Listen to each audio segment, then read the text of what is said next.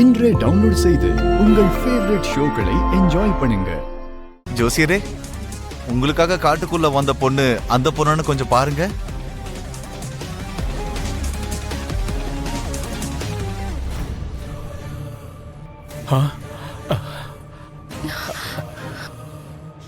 அம்மா அம்மா லக்ஷ்மி,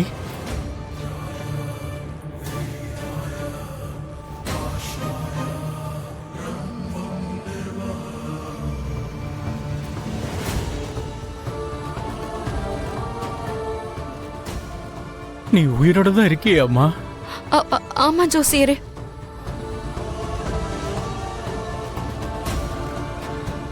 நீ இறந்து போயிட்டேன்னு எல்லாருமே நம்பினாங்க, ஆனா நான் மட்டும் நம்பல. இன்னைக்கு என்னோட நம்பிக்கை உண்மையாயிடுச்சு. அம்மா தாயே,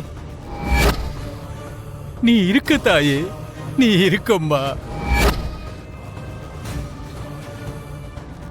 லக்ஷ்மி, நீ இத்தனை நாளா எங்கதாமா போயிட்ட?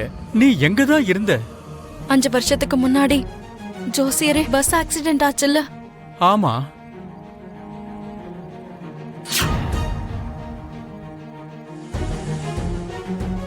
இப்ப நீ என்னடா கர்ப்பமா இருக்கன்னு வைத்தியர் சொல்றாருமா. இந்த நேரத்துல நீ எங்கம்மா போவ? உனக்கு பிடிச்சா எத்தனை நாள் வேணாலும் நீங்க இருக்கலாம்.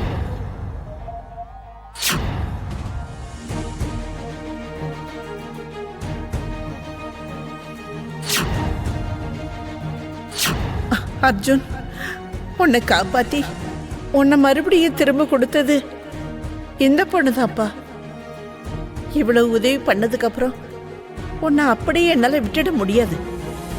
உனக்கு யாரும் இல்லாதப்போ நாங்க உனக்காக இருக்கோமா. தயவு செஞ்சு எங்க கூட இருந்துருமா. இந்த காலம் ரொம்ப விசித்திரமானதும்மா. யாருக்கு எப்போ என்ன மாதிரி சோதனை வருமோ யாருக்குமே தெரியாது. யாருக்கு எப்போ என்ன மாதிரி கஷ்டங்களை கொடுக்கும்னு யாருக்கும் தெரியாது. உங்க முன்னாடி நான் வர்றதுக்கு இப்ப ஒரு காரணம் இருக்கு ஜோசியரே. காரணம் எது வேணாலும் இருக்கலாம், ஆனா நீ இருக்கிறது தெரிஞ்சது. உன் சத்தம் வெளியே கேட்டது.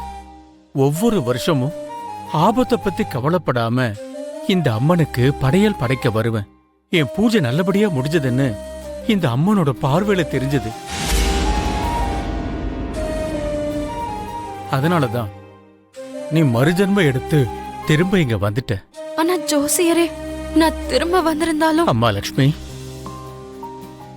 இத்தனை நாள் நீ சந்திச்ச சோதனை, நீ அனுபவிச்ச கஷ்டங்கள் என்னையோட முழுமையா ஒன்னு விட்டு போயிடுமா. நீங்க என்ன பேசிக்கிட்டு இருக்கீங்க ஜோசியரே?